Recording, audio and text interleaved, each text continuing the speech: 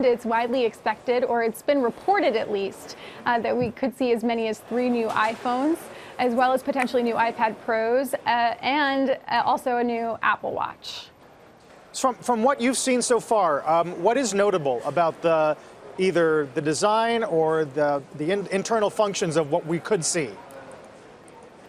Well, reports suggest that with the potentially 3 new iPhones, that we could see a larger iPhone, one that would have a 6.5-inch display, which would be, I think, one of the largest iPhones, ever. We could also see possibly a 5.8-inch iPhone, which would be similar in form factor to last year's iPhone 10. And there might also be what you might want to call a cheaper iPhone, depending on how cheap it actually is, that would have a different kind of material than the other, whether that's a display or a body that's different from the other iPhones. Amit, so far on prior cycles and certainly the most recent ones, a big discussion has been about ASPs, average selling prices, and the degree to which Apple emphasizes either premium or value. Does this push us one way or the other? Well, I don't know if the ASP pushes us to premium or value. What I do know is that every time that Apple innovates on its product and improves its technologies, it helps itself and it helps Silicon Valley and the founders that I work with.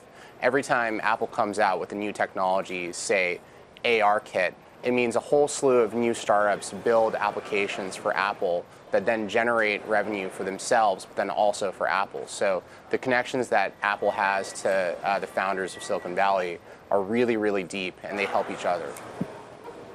Lauren, it seems like maybe we're setting up for a bit of a test on exactly what the character of the upgrade cycle is for iPhones here. I guess expectations were not all that high heading into even this revelation of perhaps 3 new phones. But what are the signals right now in terms of demand for this kind of mid-cycle sort of upgrade, or this halfway upgrade? And are we sort of spreading out the demand for iPhones over time here?